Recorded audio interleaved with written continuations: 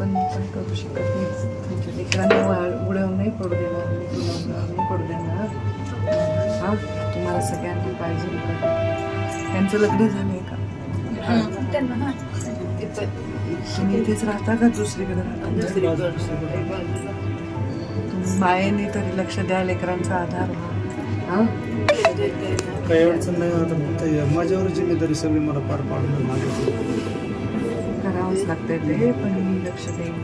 मी कोणापासून तुम्ही सहाय्य डिपॉझिट ठेवून महिन्याला तुम्हाला व्याज मिळेल, लेकरांचं पालन पोषण करत व्यवस्थित करते, सगळं होऊन जाईल. ठीक आहे बेटा, काळजी तर तुमची मी बाकी काय करू शकत नाही. काय करू मला पप्पा माझे कुठे कुठलं सांगू आता पप्पा.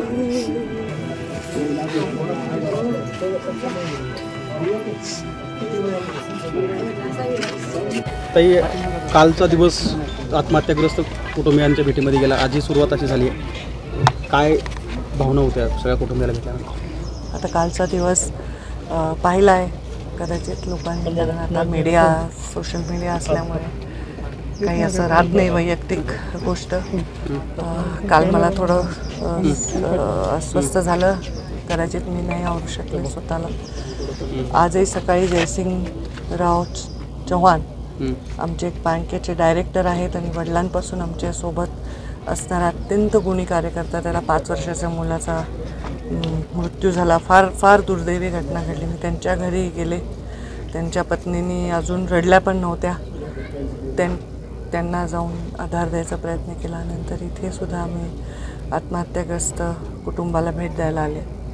आता हे सत्र बंद झालं पाहिजे असा माझा आग्रह आहे, कारण ही चांगली गोष्ट नाही माझ्या स्वतःला पचवण्यासाठी. कारण मी खूप हिमतीने लढणारा व्यक्ती आहे. मी कधी कुठल्या गोष्टीने डगमगले नाही, पण ह्या गोष्टीने मी प्रचंड डगमगले आहे.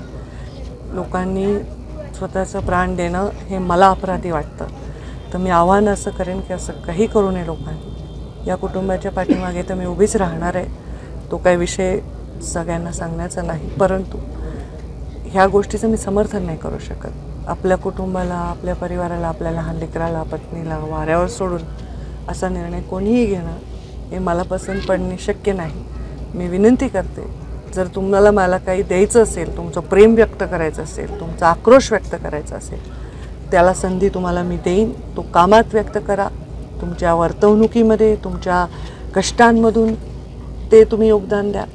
जीव आपला गमावू नका, कारण तुमचा प्रत्येकाचा जीव जाणं हा तेवढंच मला म्हणजे जे नुकसान करत आहे माझ्या हृदयामध्ये या सगळ्या भावनांनी, ते मी मोजू नाही शकत, सांगू नाही शकत. तुमचा जीव म्हणजे माझाच जीव आहे असं समजून तो जपा, एवढीच विनंती करते. माझी शपथ आहे तुम्हा सर्वांना, प्रेम करणाऱ्यांना, या निराशेतून बाहेर या. जसा नेता असतो तसा त्याचा कार्यकर्ता पाहिजे. मी गंभीर आहे, खंबीर आहे आणि निश्चयी आहे. तुम्ही सुद्धा तसेच राहा अशी विनंती मी करते. पण ते असं की केवळ पराभव हे कारण आहे की लोकांना जी भावना उत्पन्न झाली आहे की आपल्यावर कायम सातत्यानं अन्याय होतो आहे, काय आपल्याला काही मिळत नाही, ही भावना कुठेतरी त्याचा कडेलोट आहे. आता हे असं का होतं आहे? कारण त्यांना असह्य होतं आहे हे सगळं, किंवा त्यांना असहाय्य वाटतं आहे. असह्य आणि असहाय्य या दोन्ही भावनांनी ग्रस्त आहेत ते. माझा पराभव आणि विजय हे चालत असतं राजकारणात, पण राजकारण ज्या पद्धतीने आकार घेत आहे गेले काही वर्ष, त्याच्यामुळे एक निराशेच्या अत्यंत मोठ्या खाईत ते पडत आहेत. ज्या गुणांवर, ज्या नेतृत्वावर विश्वासाने लोकांनी प्रेम केलं, आज आपण त्यांच्यासाठी काही करायला कमी पडतो ही भावना त्यांच्यामध्ये येत आहे. न्यूनगंड निर्माण होत आहे. आम्ही कमी आहोत, आम्ही या राजकारणाच्या प्रवाहात काहीच बदलू शकत नाही, अशा प्रकारचं ज्या पद्धतीने राजकारण बदलत आहे, ह्या सगळ्या भावना लोकांना खूप आक्रोशाकडे नेत आहेत. असं नाही झालं पाहिजे. ओबीसीच्या संदर्भामध्ये ज्या ओढेगोदरी तिथे होणारी गर्दीसुद्धा वाढताना पाहायला मिळते. मी ट्विट केलं आहे, कारण मी जेव्हा सकाळी उठले तेव्हा मी पाहिलं की हाके हे तिथे उपोषणाला बसले आहेत आणि त्यांची तब्येत खालवली आहे आणि त्यांनी पाणी पण सोडलं आहे असं मी पाहिलं बातम्यात, आणि मला राहवलं नाही. आणि हे मी वेळोवेळी असेच समर्थन प्रत्येक आंदोलनाला केले आहेत. तर ट्विटरच्या माध्यमातून मी व्यक्त झाले, कारण ह्या सगळ्या भावनेमध्ये मला अजून वाटलं की असं काही तिथे त्यांना काही कमी जास्त होऊ नये, त्यांना लक्ष दिलं गेलं पाहिजे. तेही तेवढंच महत्त्वाची भावना आहे, तेवढं महत्त्वाचं आंदोलन आहे.